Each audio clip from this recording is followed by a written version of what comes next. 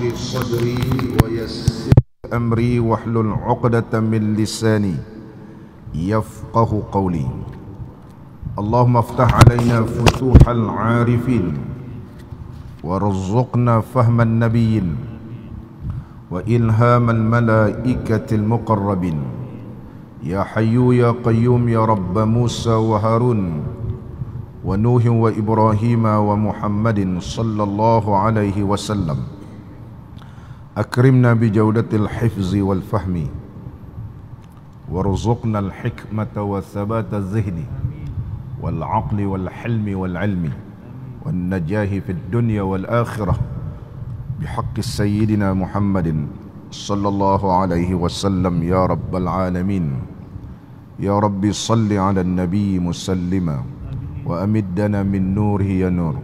يا رب صل على النبي مسلما وأمدنا من نوره يا نور. يا رب صل على النبي مسلما واجعل لنا التوفيق دوما صاحبا. أما بعد.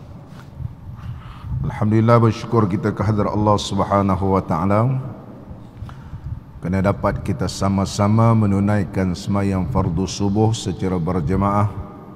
Seterusnya kita mempelajari kitab Bab Harap karangan seorang ulama yang alim di dalam negara kita, Al-Alim Al-Allamatu Al-Syekh Haji Abdul Samad Ibnu Muhammad Saleh, wafarallahu lana wa lahu wa liwalidayhi wa lilmu'minina ajma'in. Pada pagi ini kita sambung lagi bab yang berkaitan tentang taubat. Qala al-musannifu rahimahullahu ta'ala wa nafa'ana Allahu bi'ulumihi fid darain amin. Dan jika kata seseorang, jika seseorang berkata bahawasanya yang menegah akan daku daripada taubat, kerana aku ketahui daripada diriku tiada tetap atas taubat, dan hanya saja tak dapat tiada daripada kembali aku kepada dosa, maka tiada faedahlah bagiku taubat. Dia kata bukan aku tak mau taubat, ini taubat besok aku buat balik, aku taubat besok buat lagi. Dia kata tak ada faedah aku bertaubat, oleh sebab itu aku tak nak bertaubat. Kalau mereka yang melakukan dosa atau seseorang yang melakukan dosa kemudian dia menangguh-nangguhkan taubat, ulama menyebut bahawa sesungguhnya dia mempunyai dua dosa. Orang yang menangguh-nangguhkan taubat, dia akan menjadikan dosanya bertambah lagi, ditangguh lagi, maka bertambah dosa dia. Sebab apa dia boleh bertambah dosa? Ulama menyebut meninggalkan bertaubat itu dosa. Sebab bertaubat dengan segera itu adalah wajib, dan meninggalkan maksiat itu wajib secara berterusan. Dan taat kepada Allah Subhanahu wa taala itu wajib secara berterusan. Sebagaimana Allah Subhanahu wa taala berfirman, tubu ilallahi jami'a ayyuhal mu'minun la'allakum tuflihun. Allah Subhanahu wa taala berfirman dalam surah An-Nur ayat 31, hendaklah sekalian kamu bertobat kepada Allah Subhanahu wa taala, wahai orang-orang yang beriman. Dengan cara bertobat itu mudah-mudahan kamu tergolong di kalangan orang yang berjaya. Jadi Allah memerintahkan supaya bertobat, tubu. Itu satu perintah. Taba yatubu tub fi amar. Tuba tubu. Mana Allah perintahkan bertaubat. Mana bertaubat dengan segera itu adalah wajib. Meninggalkan taubat itu dosa. Jadi berdasarkan firman Allah Ta'ala itu, ulama menyebut tarkut taubati zambun, meninggalkan taubat itu dosa. Fa idza lam yatub sara sahiba zambaini, Kalau dia tidak bertaubat juga, maka dia menjadikan diri dia ni sudah melakukan dua dosa. Dosa yang pertama, zambul fi'lil qabih, kerana dosa melakukan perbuatan yang tak baik. Dia buat benda dosa tu, benda maksiat, itu dah dosa. Yang kedua, az-zambul hasilu min tarkit taubah, dan dosa itu terhasil lagi disebabkan dia menangguh-nangguhkan taubat. Menangguh-nangguhkan taubat. Sebagaimana orang yang melakukan kebaikan, kalau dia lakukan bertambah kebaikan, begitu juga orang yang melakukan dosa, kalau dia meninggalkan bertaubat. Ulama tasawuf menyebut, di antaranya seorang ulama yang terkenal, Al-Imam Al-Arif Billah Qasim Ibn Salahuddin, menyebut dalam kitabnya As-Sayru Was-Suluku ila Malakil Muluk, kitab tasawuf yang paling masyhur, dan kitab ini telah diterjemahkan juga atau disaring kitab ini oleh Syekh Daud Al-Patani rahimahullahu ta'ala. Tetapi Syekh Daud Al-Patani hanya mengambil bahagian bagaimana cara kita berzikir. Kitab As-Sayru Was-Suluk ila Malakil Muluk. Cara berzikir, kerana di Nusantara ni orang berzikir tidak menyebut nama Allah dengan sebenar. Syekh Daud Patani mengambil sebahagian saja daripada kitab tersebut, kerana orang Malaysia ni zikir kadang-kadang kita dengar la ilallah, la ilallah. Dia kalau dengar begitu je, la ilallah, la ilallah. Sebenarnya la ilaha illallah ini la. Jadi la bukan la ilaha illallah, la ilaha illallah, la ilaha illallah, la ilaha illallah, la ilaha. Pun jadi Syekh Daud Patani huraikan begitu panjang. Kitab ni nipis saja.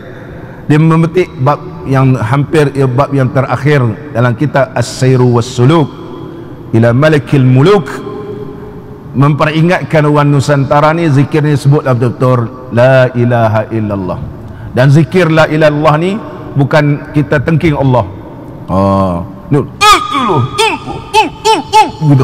Bolehkah menyebut nama Allah begitu? Menyebut nama Allah dalam keadaan kita merasa gerun, kita rasa takut kepada Allah, merasakan kehebatan nama Allah.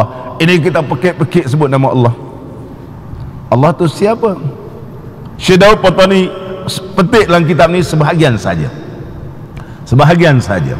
Mengingatkan kepada kita, kena nampak orang ni zikir, bagus zikir. Alhamdulillah dia rajin berzikir. Tapi kaedah dia berzikir tak betul. Berzikir nama Allah ini mestilah dalam keadaan khaufan, dalam keadaan takut.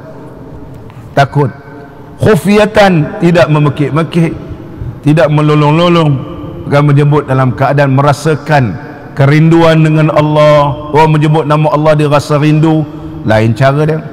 Orang menyebut nama Allah rasa takut, lain cara dia. Mereka yang merasakan kehebatan Allah, lain cara dia. Orang yang marah dengan Allah, itu dia. Jadi cara tu kena faham. Jadi cara berzikir ini faham. Kenapa orang ni berzikir, zikirnya tidak menaikkan darajat? Kerana cara dia zikir. Beratus-ratus ribu dia berzikir, tapi zikirnya tidak sampai zikir darajat. Zikir yang meningkatkan ketakwaannya kepada Allah. Terserlah pada dirinya tanda-tanda orang yang bertakwa, ahlu zikir. Ahlu zikir. Ini diuraikan oleh Syekh Daud Al-Patani rahimahullahu ta'ala.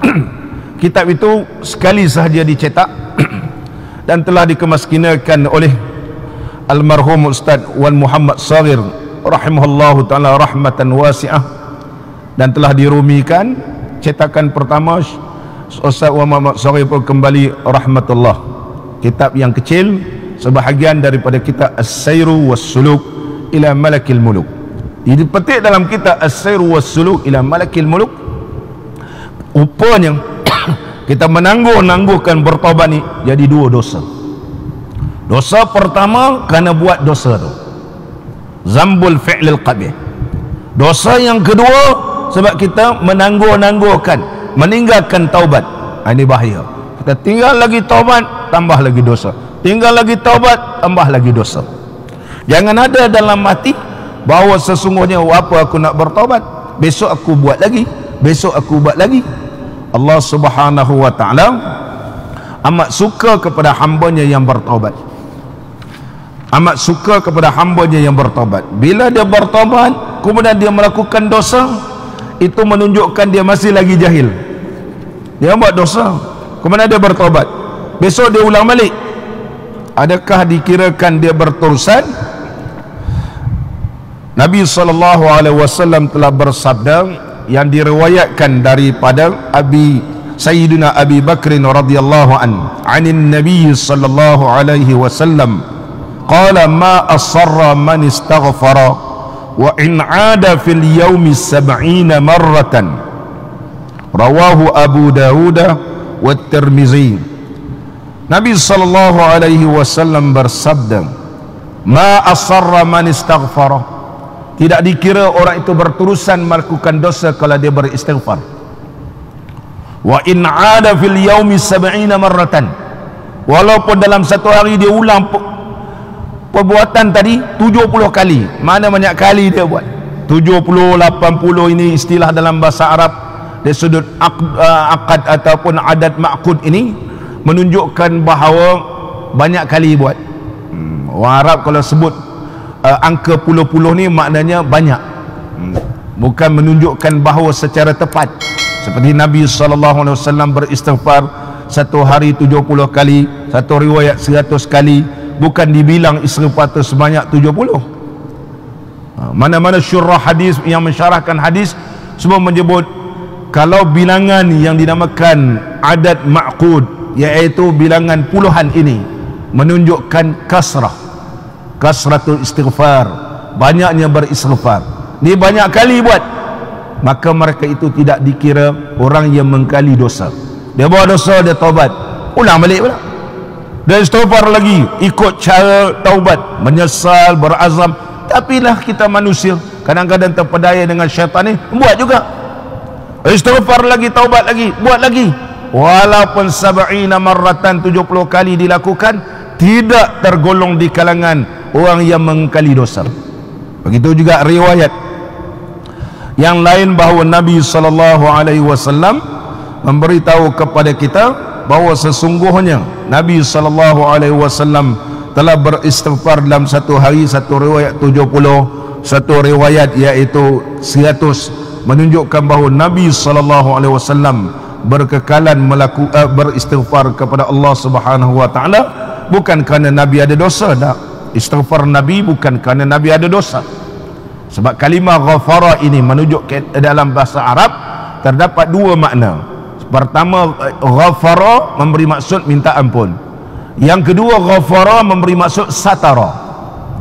Jadi merujuk kepada istighfar Nabi SAW, Nabi tak ada dosa sebab dia maksum. Jadi istighfar Nabi SAW adalah bertujuan memohon pada Allah Ta'ala supaya dibentengkan dirinya daripada ada teringin dan ada nak cenderung melakukan maksiat. Maka Nabi SAW istighfar sehinggalah Allah Subhanahu wa ta'ala telah bentengkan diri Nabi SAW sebagaimana orang yang pakai topi besi dinamakan mighfar. Kalau dia pergi medan peperangan di zaman dahulu, perang guna pedang, perang guna tombak, perang guna panah dan sebagainya, kalau kepala ini pakai topi besi, maka kepala ini telah terpelihara. Kalau orang pakuk dia pun pakuk ini topi besi, ini nama dia mighfar dalam bahasa Arab. Jadi ghafara Nabi SAW tak sama. Minta istighfar Nabi SAW, memohon pada Allah Ta'ala supaya dipeliharakan dirinya daripada dosa. Tetapi kita yang buat dosa, mohon pada Allah Ta'ala supaya Allah ampunkan. Ini perbezaan istighfar Nabi SAW dengan istighfar umat baginda Rasulullah SAW. Muslimin dan muslimat yang dirahmati oleh Allah, semua ulama-ulama hadis bahaskan begitu. Kalau kita contohnya di dalam negara kita, kalau kita baca kitab Tajul Arus karangan Syekh Athaillah Sakandari rahimahullah ta'ala, kitab Tajul Arus contohnya, Kalau kita baca kitab Tajul Arus dalam bab taubat, yang mula-mula dalam bab taubat memperjelaskan perbezaan istighfar Nabi sallallahu alaihi wasallam dengan istighfar umat dia. Muslimin dan muslimat yang dirahmati oleh Allah Subhanahu wa taala. Oleh sebab itu jangan kita berputus asa nak bertaubat.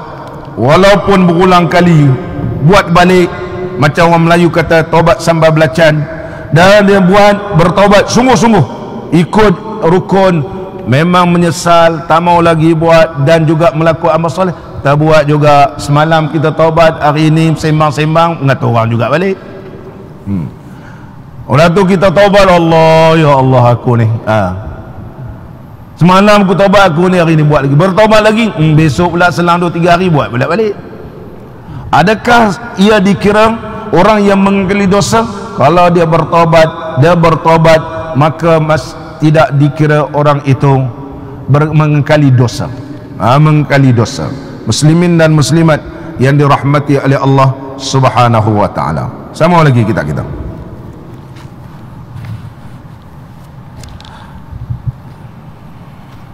Maka kata Imam Al-Ghazali rahimahullahu taala, kategori orang yang kata apa nak taubat besok buat balik. Dia kata aku malas nanti dah tua-tua esok tu aku taubat. Dia kata besok buat lagi. Apa kata Syekh Hujjatul Islam Al-Imam Al-Ghazali ini? Maka kata Imam Ghazali rahimahullah ta'ala, daripada permasalahan tadi, maka diperjelaskan oleh Imam Ghazali rahimahullah ta'ala bahwasanya adalah yang demikian itu daripada tipu daya syaitan. Tipu daya syaitan ini adalah daripada tipu daya syaitan. Pada tipu daya syaitan. Kata Syekh Imam Ghazali, dan dari manakah boleh ia ketahui kembalinya kepada dosa? Kerana barangkali mati ia di dalam masa taubatnya sebelum kembali kepada dosa. Kalau dia bertaubat kemudian dia mati dalam keadaan dia bertaubat, tak kembali dosa. Jadi kita bertaubat sekarang ni, habis taubat mati, tak sempat buat dosa. Kalau tangguh-tangguh dalam keadaan kita menjadikan dosa kita jadi dua. Dan sebab itu Imam Ghazali kata, siapakah yang tahu umur dia panjang? Dia kata apa aku taubat besok buat dosa lagi. Siapa yang boleh tahu besok dia hidup lagi? Siapakah yang boleh tahu bahawa dia boleh hidup sampai petang ni? Tak ada orang tahu melainkan Allah. Oleh sebab itu, macam mana pula kau kata nanti aku buat dosa lagi? Umur kita pun kita tak tahu, tak panjang umur, pendek umur. Oleh sebab itulah Imam Ghazali menyebut dalam kitab Ihya, at-taubatu 'alal fawri wajibatun. Bertaubat daripada dosa dengan segera itu adalah merupakan kewajipan. Jangan tangguh-tangguhkan bertaubat. Muslimin dan muslimat yang dirahmati oleh Allah Subhanahu wa taala. Nabi Allah Adam alaihi salam ketika mana terpedaya dengan tipu daya syaitan, iblis, maka Nabi Allah Adam alaihi salam telah berdoa kepada Allah Ta'ala supaya Allah ampunkan dosanya.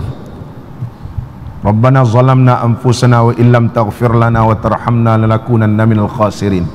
Ya Allah, Rabbana zalam, kami telah menzalimi diri kami, kalau kau tak rahmati kami, nescaya kami tak ampunkan dosa kami, nescaya kami akan termasuk orang yang zalim. Dan Nabi Allah Adam telah memohon pada Allah Ta'ala. Yang diriwayatkan daripada Abdullah bin Ubaid bin Umair radhiyallahu an katanya, sesungguhnya Nabi Allah Adam alaihi salam berkata, ya Rabbi, innaka sallatta ala iblis wala astati'u an amna'ahu minhu illa bika. Ya Allah, ya Tuhanku, sesungguhnya kau telah memenangkan iblis ke atas aku. Mana iblis dapat kuasai Nabi Allah Adam alaihissalam sehingga Nabi Allah Adam kalah dengan iblis. Wala astati'u an amna'a, aku tak mampu nak halang, terpedaya juga aku dengan iblis, illa bika, melainkan dengan pertolongan engkau ya Allah. Aku tak mampu nak lawan melainkan dengan pertolongan engkau ya Allah. Oleh sebab itu kita berlindung kepada Allah. A'udzubillahi minasyaitanir rajim. Karena tak ada orang yang boleh menghalangkan kita, yang boleh menjauhkan kita daripada tipu daya syaitan melainkan Allah. Maka Nabi Allah Adam pun mengadu kepada Allah Ta'ala, tak ada daya, kuasa dan upaya aku melainkan bika, dengan pertolongan engkau, dengan bantuan engkau ya Allah. Qala la yuladu laka waladun illa wakkaltu alaihi man yahfazuhu min makri iblis. Maka Allah menjawab rintihan Nabi Allah Adam alaihissalam. Allah berfirman dalam hadis qudsi, tidak ada zuriat yang lahir daripada engkau wahai Adam, melainkan aku telah wakilkan ke atasnya yang memeliharakan ia daripada tipu daya iblis. Kita ni ada malaikat yang pelihara kita, kalau tidak dah lama terjerumus kita ni. Alaihi la'natu wa min qurana'is su', dan juga orang-orang yang jahat. Kita bersyukur kehadrat Allah Ta'ala hasil pada doa Nabi Allah Adam alaihissalam, maka Allah mustajabkan semua zuriat anak Adam. Allah utuskan ada yang memeliharakan kita. Kalau tidak, belum tentu kita dapat sembahyang subuh hari ini, belum tentu kita dapat menuntut ilmu pada pagi ini. Ini rahmat, rahmat Allah. Ini dapat mengaji, Allah pilih kita boleh duduk dalam majlis ilmu. Ini rahmat. Tambah kita dah tua-tua ni, tak tahan sejuk, kena pula kipas gegasi kan, sejuk kita. Tapi kita boleh tahu ini rahmat Allah, rahmat Allah. Maka Allah berfirman, wahai Adam, tidak ada yang lahir daripadamu, mana zuriat Nabi Adam ini, melainkan telah kuwakilkan kepadanya yang memeliharakan daripada tipu daya syaitan yang dilaknat oleh Allah. Nabi Allah Adam terus lagi berdoa, ya Rabbi zidni, ya Allah tambahkan lagi padaku. Qala al-hasanu bi ashri amsalihah. Allah berfirman, satu kebaikan yang dilakukan maka ianya berganda kepada 10. Sampailah syariat Nabi Muhammad sallallahu alaihi wasallam, satu diganda ke 10. Wasayyi'atu biwahidatin au amhuha, tapi kalau buat dosa satu-satu aja, ataupun aku hapuskan dosa itu, Allah ampunkan. Nabi Allah Adam alaihi salam meneruskan lagi permintaannya kepada Allah, ya Rabbi zidni, ya Allah tambahkan lagi kepadaku. Qala at-taubatu maqbulatun ma damatir ruh fil jasad. Taubat diterima, aku menerima taubat selama mana ruh berada dalam jasadnya. Ini di antara Nabi Allah Adam dengan Allah Ta'ala. Maka Nabi Allah Adam alaihi salam memohon lagi kepada Allah, ya Rabbi zidni, ya Allah tambahkan lagi kepadaku. Qala, maka Allah berfirman dalam surah Az-Zumar, perbualan Nabi Allah Adam ini Allah firmankan dan Allah ceritakan dalam surah Az-Zumar. Allah berfirman, qul ya ibadiyalladzina asrafu ala anfusihim wa la taqnatu min rahmatillah innallaha yaghfiru dzunuba jami'a innahu huwal ghafurur rahim. Surah Az-Zumar ayat 53. Katakanlah wahai Muhammad, mana katakanlah mula di zaman Nabi Allah Adam sehingga Allah mewahyukan juga kepada Nabi sallallahu alaihi wasallam, ya ibadiyalladzina asrafu, mana-mana hamba-hambaku yang telah telanjur, yang telah memboroskan, mana membiarkan diri dia bergelumang dengan dosa, ala anfusihim, ke atas diri dia. Ni macam kita ni kan, kita ni pun berubah ni. Ada orang selepas dia menikah, ada orang sebelum dia menikah, ada orang dah dapat anak baru berubah, ada orang dapat cucu, ada orang dapat cicit baru berubah. Dia tak sama. Kan semua orang daripada awal dia baik, ada orang daripada awal dia baik tapi hujung-hujung penghujung tak apa baik. Ini lagi kita takut. asrafu, membiarkan diri dia ini melakukan segala yang dilarang oleh Allah. Maka Allah berfirman, la taqnatu min rahmatillah, jangan berputus asa daripada rahmat Allah.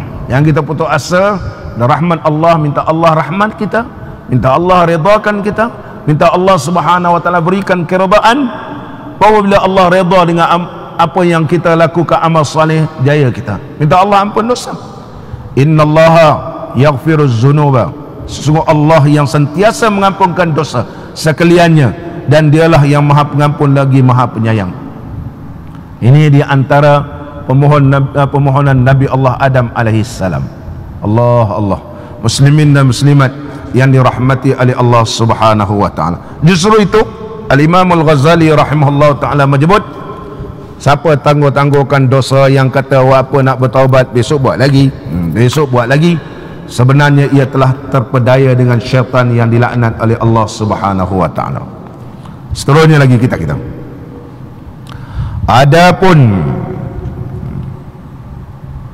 takut kembali kepadanya itu, maka hendaklah ia putuskan cita-citanya atas tiada kembali kepadanya jua. Maka kalau takut kembali kepada dosa, hendaklah kita ni ada rasa takut, benar-benar bertaubat, tak mau lagi buat dosa, benar-benar taubat, berazam dan bertekad takkan lagi buat dosa, dan minta supaya Allah subhanahu wa ta'ala memberikan pertolongan yang telah kita bacakan pada pengajian yang lepas. Kita mesti minta Allah tolong kita, sebab kita tak minta kepada Allah ta'ala supaya tolong kita tinggalkan maksiat.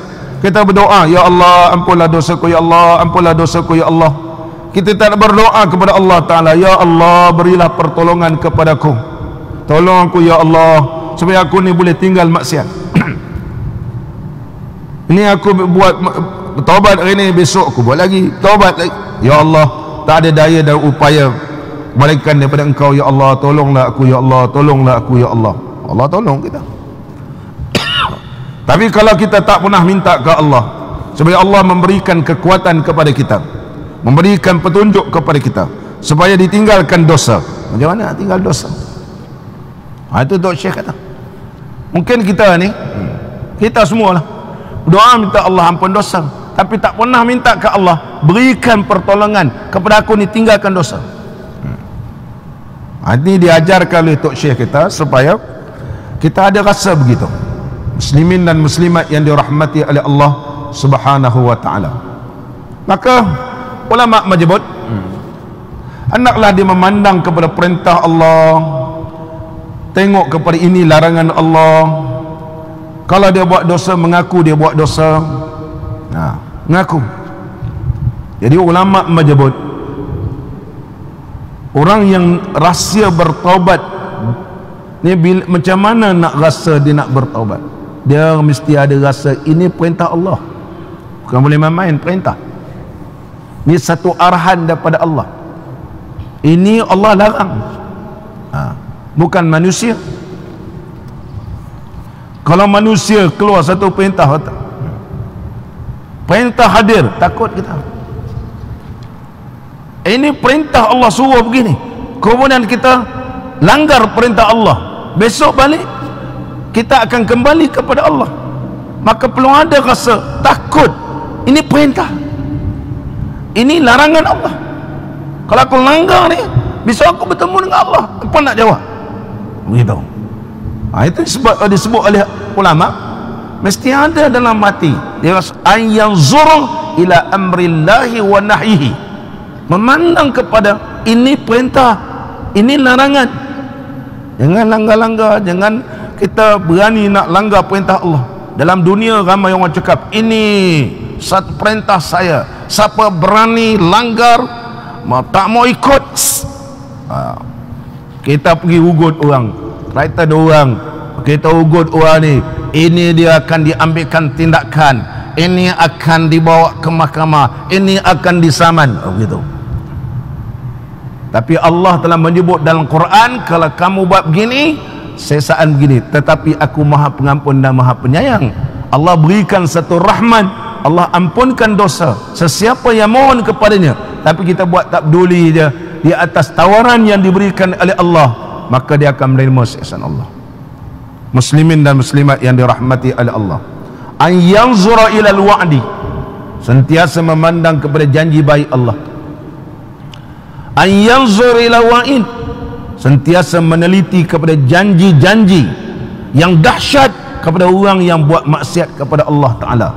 Hari-hari tengok begitu. Kalau kita baca Quran, ini janji, satu tawaran, ini ada di antara pemberian Allah kalau buat amal soleh, ini dia ancaman daripada Allah kalau melanggar perintah Allah. Wah, ini boleh bertaubat. Yang ketiga, ayyanzur ila tamkinillahi lahu minha, maka sentiasa ia memandang kepada yang ditetapkan oleh Allah. Allah Subhanahu wa ta'ala, kita kenal Allah. Bila kita kenal Allah, Allah tetapkan kita sekarang ni, kita boleh hidup, kita boleh makan, kita boleh melihat, kita boleh bercakap.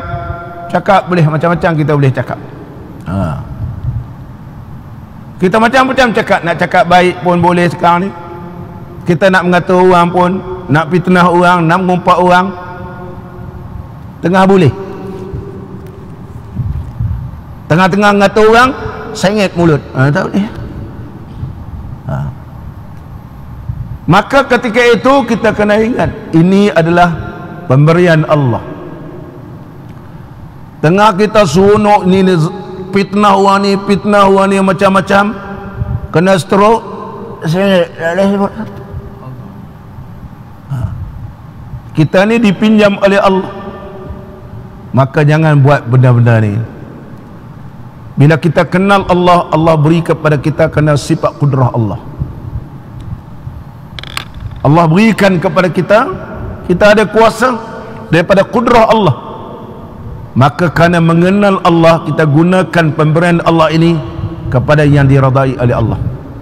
Kalau orang ada tiga perkara ini, kata ulama, al-ma'rifatu billah wa asma'ihi wa sifatihi wa hikmatihi wa rahmatihi wa maghfiratihi wa hilmihi wa karamihi. Dia kenal ini keampunan Allah, rahmat Allah, redha Allah, kelembutan Allah, dermawan Allah, hikmah Allah, semua ni dia akan tunduk pada Allah Ta'ala. Sebab apa kita ni boleh buat macam-macam? Kerana kita tak kenal sebenar-benarnya kenal Allah Ta'ala. Ini disebut oleh Syekh kita, muslimin dan muslimat yang dirahmati oleh Allah. Dan atas Allah Ta'ala lah yang menyempurnakan dia, maka jika sempurnakan dia, maka iaitulah yang dimaksudnya. Dan jika tiada menyempurnakan dia, maka sungguhnya telah diampunkan sekalian dosanya yang telah lalu, dan sucilah ia daripadanya, dan tiada mudarat atasnya sesuatu melainkan dosa yang baru ia buat akan dia. Kita bertaubat, Allah ampun dosa. Bila Allah ampunkan dosa kita, habis dosa kita, melainkan dosa yang baru lagi. Allah akan menerima taubat kita selama mana nyawa kita tak sampai ke ghargharah lagi. Menerusi hadis Nabi sallallahu alaihi wasallam yang diriwayatkan daripada Muhammad ibnu Abdul Rahman As-Sulami radhiyallahu an, kata Abdullah bin Sufyan, katanya telah menulis Muhammad ibnu Abdul Rahman As-Sulami kepadaku, dan katanya telah meriwayatkan kepadaku oleh bapaku. Katanya, bapa ada kata, jalastu ila nafarin min ashabin Nabi sallallahu alaihi wasallam bil Madinah. Bapa kepada Muhammad ibnu Abdul Rahman As-Sulami meriwayatkan bahawa satu hari aku duduk bersama dengan Nabi sallallahu alaihi wasallam. Ada satu kumpulan nafar min ashabi Rasulullah sallallahu alaihi wasallam, para sahabat Nabi sallallahu alaihi wasallam di Madinatul Munawwarah. Faqala rajulun minhum, satu kumpulan yang datang ni sama dengan para sahabat, tiba-tiba ada seorang lelaki bertanya, sami'tu Rasulullah sallallahu alaihi wasallam yaqul. Dia kata kisahnya begini, aku bersama dengan para sahabat Nabi sallallahu alaihi wasallam, tiba-tiba ada seorang berkata, aku telah mendengar bahawa Nabi sallallahu alaihi wasallam telah bersabda, man taba qabla mautihi binisbi yaumin taballahu alaihi. Barang siapa bertaubat sebelum matinya separuh hari, nescaya diampun oleh Allah dosanya. Ramai-ramai para sahabat ni, ada seorang lelaki kata, aku pernah mendengar Nabi sallallahu alaihi wasallam bersabda, barang siapa bertaubat separuh hari. Macam contoh kita satu hari ni, separuh ni dia bertaubat, meninggal dia, ada separuh lagi, Allah ampun dosa dia. Qala qultu anta sami'ta Rasulullah sallallahu alaihi wasallam yaqulu hadha. Adakah kau betul-betul dengar? Di antara sahabat tanya, dari riwayat daripada Abdul Rahman As-Sulami, daripada bapanya, daripada Sufyan, Abdullah bin Sufyan radhiyallahu an. Dia kata ya. Wa qala rajulun akhar, ada lelaki lain pula sama para sahabat ni, sami'tu Rasulullah sallallahu alaihi wasallam yaqul man taba qabla mauti bisa'atin taba Allah alaihi.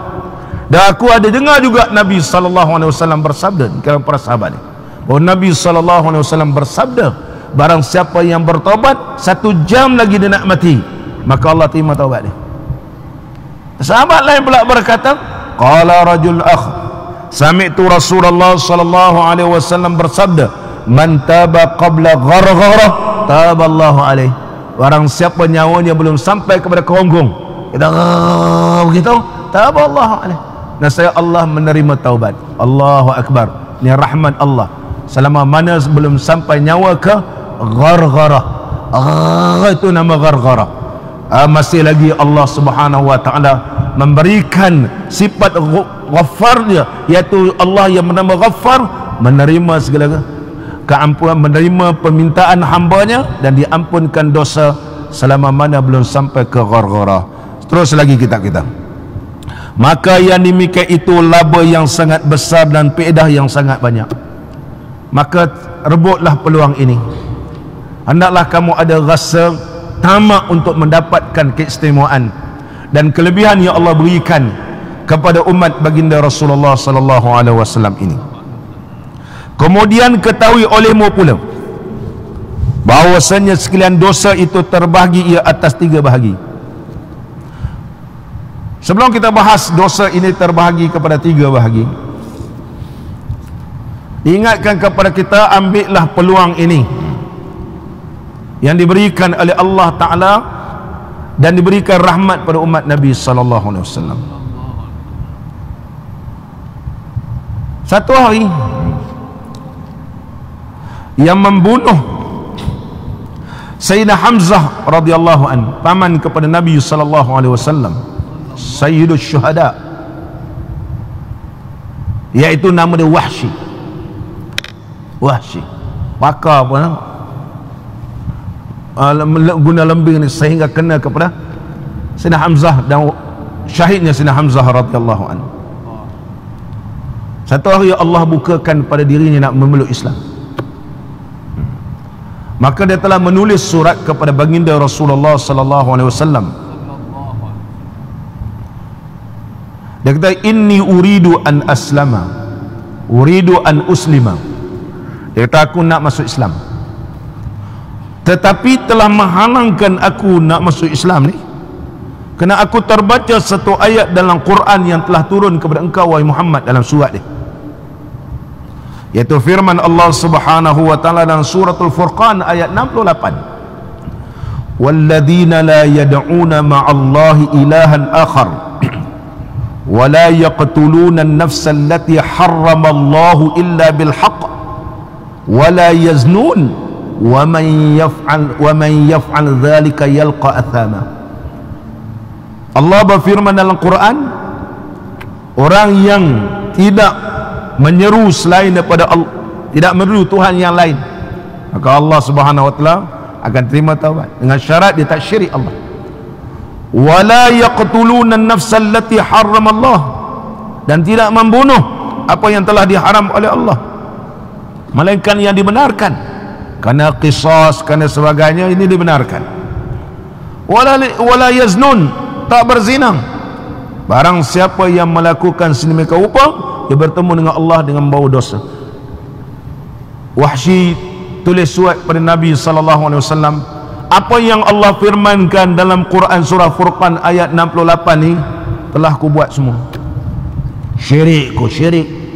Bunuh orang memang Sina Hamzah pun aku bunuh. Berzina aku buat. Apa semua aku buat. Adakah peluang bagiku bertaubat? Ini soalan Wahsy. Maka Nabi sallallahu alaihi wasallam tulis surat. Kerana turun firman Allah Ta'ala, illa man taba wa amana wa amila amalan salihan fa ulaika yubaddilu Allahu sayyiatihim hasanat. Surah Al-Furqan ayat 70. Maka Allah turun firman-Nya dalam surah Al-Furqan, malaikat mereka yang bertaubat, beriman, beramal saleh, maka Allah tukarkan dos kejahatan itu kebaikan. Wahsy pun terima. Wahsy pula tengok lagi. Dia kata dalam ayat ni ada syarat. Syarat ni apa dia? Wa amila amalan salihah, iaitu beramal amal saleh.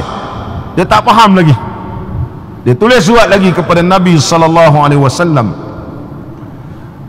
Dia kata di dalam ayat ini ada syarat. Wa amila amalan salihah, dan aku tak tahu adakah aku boleh buat amal soleh ataupun tidak. Ya Jeffrey, boleh Jeffrey. Betul. Yang pertama kita kata bertaubat, beramal soleh, beriman, ujung beramal soleh. Boleh amal soleh. Belum tentu kita pun tak murid. Mampukah aku buat amal-amal soleh? Banyak amal soleh. Maka dia tulis lagi surat. Maka Nabi sallallahu alaihi wasallam balas. Penulis Nabi sallallahu alaihi wasallam ramai ya. Lebih daripada, kalau dalam riwayat ada yang menulis untuk luar negara, delegasi yang datang bertemu dengan Nabi, ada yang menulis tentang kehakim dengan perintah-perintah, ada menulis macam-macam. Kutabur Rasul sallallahu alaihi wasallam yang saya temui dalam kitab Al-Qadha, bahawa Nabi sallallahu alaihi wasallam lebih pada 10 ke atas lah. Itu yang sempat ditulis oleh penulis-penulis mengumpulkan kutab, iaitu penulis-penulis Nabi sallallahu alaihi wasallam. Nabi suruh tulis, hantar. Firman Allah Ta'ala dalam surah An-Nisa ayat 48, innallaha la yaghfiru an yushraka bihi wa yaghfiru ma duna dzalika liman yasha. Sesungguhnya Allah akan mengampunkan dosa orang yang tidak menyekutukan Allah. Tapi kalau menyekutukan Allah, Allah tak ampun dosa. Sampai pada Wahsy. Wahsy baca, ada syarat pula ni. Ada kata, innallaha la yaghfiru, sungguh Allah tidak akan mengampunkan dosa bagi orang yang syirik. Wa yaghfiru, dan mengampunkan dosa ma duna zalika liman yasha. Allah ampun dosa daripada syirik, Allah ampun bagi orang-orang yang Allah kehendaki. Hujung ayat tu liman yasha. Dia baca liman yasha. Dia hantar surat, wahai Rasulullah sallallahu alaihi wasallam, aku tak tahu adakah Allah menghendaki bahawa aku akan diampunkan oleh Allah dosaku, ataupun Allah tak nak ampun dosaku. Siapa tahu masyiatillah, kita tak tahu. Itu sebab dalam kitab fiqh menyebut, kalau dia cakap pada isteri dia, aku ceraikan kamu insya-Allah, tak jatuh talak. Mana kita tahu Allah kehendakikan jatuh tu? Bang, cerai ke tak cerai? Aku ceraikan kau insya-Allah. Siapa tahu kehendak Allah? Tak tahu, tak ada orang tahu kehendak Allah. Macam orang menikah lah, aku terima nikahnya insya-Allah. Kau ni nak menikah tak nak menikah? Begitu. Insya-Allah. Dia kalimah insya-Allah. Maka Nabi SAW balas balik surat, tulis firman Allah Ta'ala dalam surat Az-Zumar. Allah turunkan firman, qul, katakanlah ya Muhammad, ya ibadiyalladzina asrafu ala anfusihim, kepada hamba-hambaku yang telah memboroskan dirinya, mana membiarkan buat dosa ni, la taqnatu min rahmatillah, jangan putus asa dengan rahmat Allah. Innallaha yaghfiruz dzunuba, Allah mengampunkan dosa sekaliannya, jami'an semua ni. Innahu wal ghafurur rahim, sampai pada Wahsy. Wahsy pun yakin lah. Maka Yahsy tengok apa yang dia tanya-tanya ni telah terjawab. Dia pun datang ke Madinah Munawwarah dan telah mengambil syahadah di hadapan baginda Rasulullah sallallahu alaihi wasallam. Peringkat awal Nabi memang rasa tak kira tengok Wahsy ni membunuh Sayyidina Hamzah radhiyallahu an, tapi telah mengambilkan syahadah yang dia juga mempertahankan Islam selepas itu. Muslimin dan muslimat yang dirahmati oleh Allah, kisah Wahsy. Muslimin dan muslimat yang dirahmati oleh Allah. Kemudian ketahuilah olehmu pula bahawasanya sekalian dosa itu terbahagi kepada ia atas 3 bahagi. Dosa ni ada 3 jenis. Pertama, meninggalkan segala yang wajib, seperti tiada menuntut ilmu yang fardu ain. Tak mau menuntut ilmu fardu ain, dan meninggalkan semayang, Allah, dan puasa, dan zakat, dan kafarah, dan lainnya. Mana semua fardu ni dia tak tinggal lebih. Maka hendaklah engkau qada akan barang sedapat-dapatnya. Kena qada. Sebab apa kena qada? Sebab umum ayat Quran. Memang Allah sebut illa man taba. Satu, malaikat yang bertobat, wa amana, dan beriman. Itu ayat seterusnya, wa amila amalan salihah, dan beramal amal salih. Ulama kita di kalangan mazhab Imam Syafi'i mengambil yang ketiga itu, ia beramal dengan amal salih. Apa tanda amal salih? Segala hutang-hutang dia perlu dibayar. Hutang dia dengan Allah, apatah lagi kena bayar, kena qada. Itu tanda dia beramal salih. Selagi dia tak qada, belum lagi dia dikira amal salih, sebab dia berhutang dengan Allah. Ini hujah ulama kita mazhab Imam Syafi'i. Kita tengok hujah dia. Dan disebut pada hasyiah Syekh Sulaiman Al-Bujairimi, ulama yang alim di mazhab kita.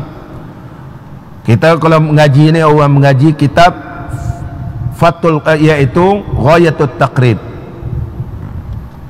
Syarah dia disyarahkan oleh Syekh Khatib Syarbini. Nama kitabnya Iqna. Kitab Iqna pula disyarahkan oleh Syekh Sulaiman Al-Bujairimi, disebut Hasyiatul Bujairimi, iaitu hasyiah syarah kepada kitab Iqna ni. Bahawasanya jikalau adalah atas seorang itu berapa semayang yang luput yang sangat banyak, kita dia macam tinggal semayang, minta teringat dah berapa puluh rakaat. Orang sebut sekarang ni berhijrah, pun tak ingat lah.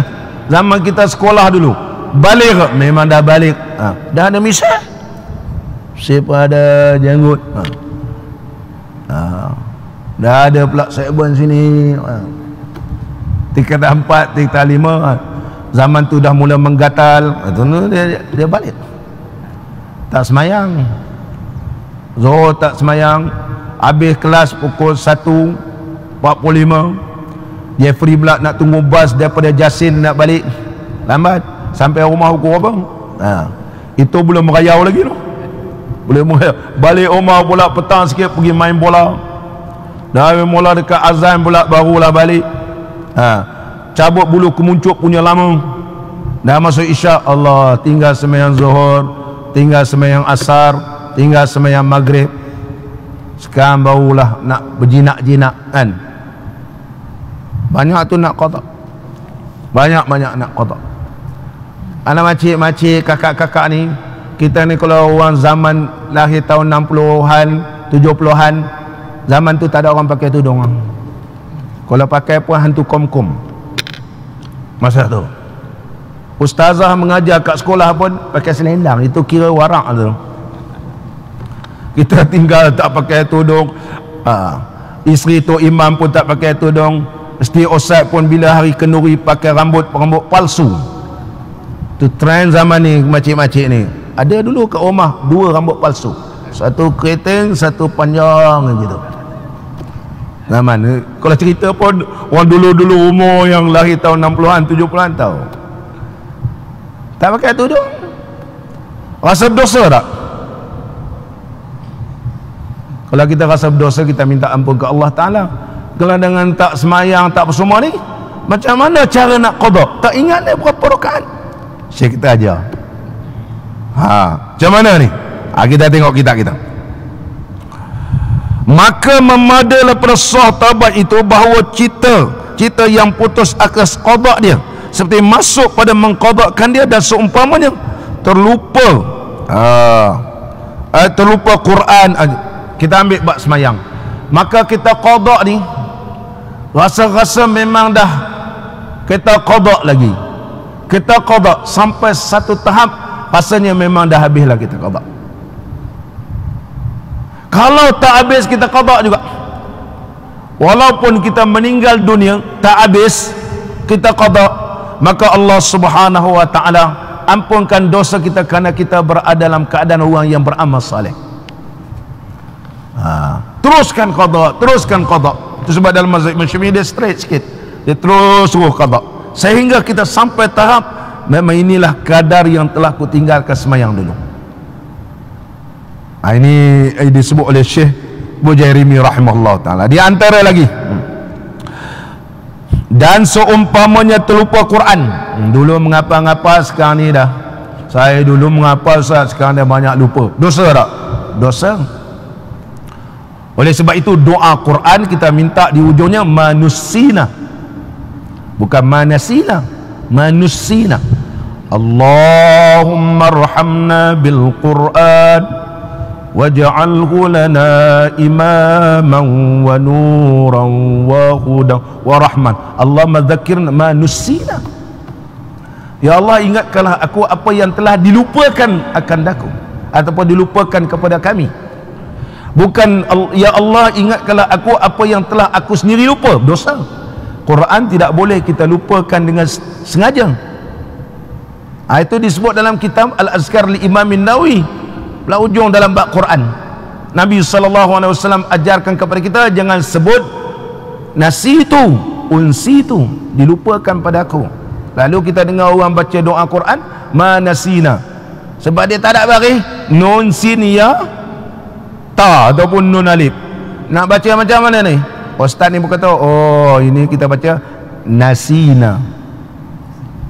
Sebenarnya tak betul, manusina, nusina. Sebab benda tak baris. Buat nasyid berterusan sampai sekarang. Sengaja lupa Quran, dosa. Kemudian daripada balik, dah lupa sekarang.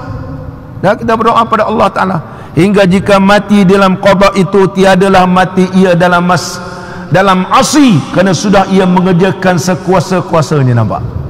Kita pun cuba hafal balik, ulang-ulang Quran, dah tua-tua ni kadang ingat, kadang lupa, kadang. Tapi kita berterusan. Kalau kita qada mati kita dalam keadaan kita nak buat amal saleh, maka tak dikira kita melakukan maksiat ini. Itu kelebihan orang yang bertaubat ni. Sama balik sikit lagi. Kedua dosa di antara engkau, di antara Allah, seperti minum arak dan makan riba dan lain. InsyaAllah kita sama akan datang. Mudah-mudahan Allah memberkati pertemuan kita semua.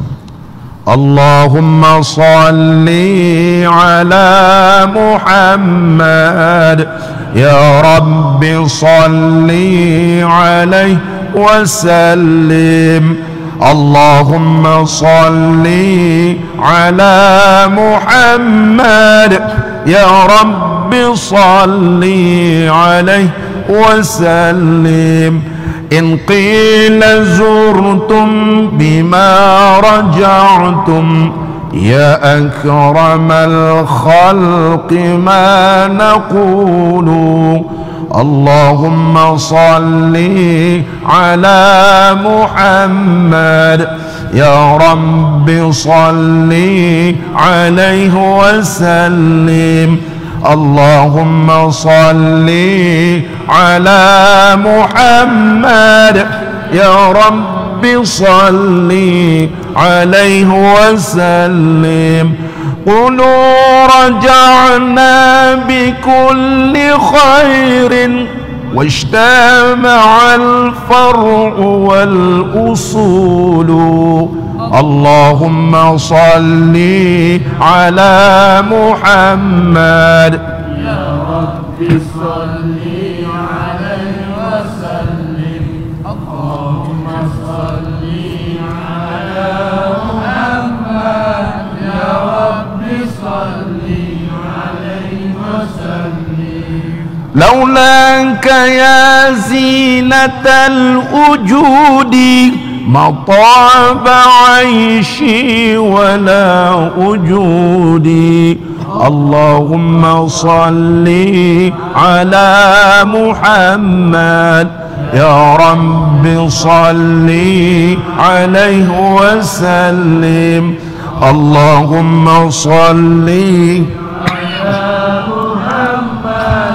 يا رب صل عليه وسلم ولا ترنمت في الصلاة ولا ركوعي ولا سجودي اللهم صل على محمد يا رب صل عليه وسلم اللهم صل على محمد يا رب صل عليه وسلم أيا ليالي الرضا علينا عدي ليخضر منك عودي اللهم صل على محمد يا رب صل عليه وسلم اللهم صل على محمد يا رب صل عليه وسلم أدي علينا بكل خير بالمصطفى طيب الجدود اللهم صل على محمد يا رب صل عليه وسلم اللهم صل على محمد يا رب صل عليه وسلم بالله صلني فداك روحي زبت من الهجر والصدود اللهم صل على محمد يا رب صل عليه وسلم اللهم صل على محمد يا رب صل عليه وسلم أنا الذي همت في هواكم يوما أراكم يكون عيدي اللهم صل على محمد يا رب صل عليه وسلم اللهم صل على محمد يا رب صل عليه وسلم ثم الصلاة على نبينا وآله الركع ركع السجود اللهم صل على محمد يا رب صل عليه وسلم اللهم صل على محمد يا رب صل عليه وسلم بسم الله الرحمن الرحيم الحمد لله رب العالمين حمدا يوافي نعمه ويكافئ مزيده يا ربنا لك الحمد كما ينبغي لجلال وجهك الكريم وعظيم سلطانك اللهم صل على سيدنا محمد صلاة تبلغنا بها العمرة وحج بيتك الحرام وزيارة حبيبك ونبيك سيدنا محمد عليه أفضل الصلاة والتسليم في صحة وعافية وسلامة ولطف وبلوغ المرام وعلى آله وصحبه وسلم تسليما كثيرا برحمتك يا أرحم الراحمين اللهم لا تمتنا حتى نرى باب السلام ونصلي خلف المقام إبراهيم عليه السلام ونشرب ماء الزمزم في مسجد الحرام ونزور حبيبك ونبيك سيدنا محمدا صلى الله عليه وسلم بيسر ولطف وبلوغ المرام اللهم حببنا في صلاة الجماعة وذكرنا بالموت كل ساعة واحشرنا مع النبي المصطفى صاحب الشفاعة اللهم حبب إلينا الإيمان وزينه في قلوبنا وكره إلينا الكفر والفسوق والعصيان واجعلنا من الراشدين ربنا آتنا في الدنيا حسنة وفي الآخرة حسنة وقنا عذاب النار وأدخلنا الجنة مع الأبرار وأدخلنا الجنة مع الأبرار وأدخلنا الجنة مع الأبرار يا عزيز يا غفار يا رب العالمين وصلى الله على سيدنا محمد وعلى آله وصحبه وبارك وسلم والحمد لله رب العالمين تقبل الله منكم.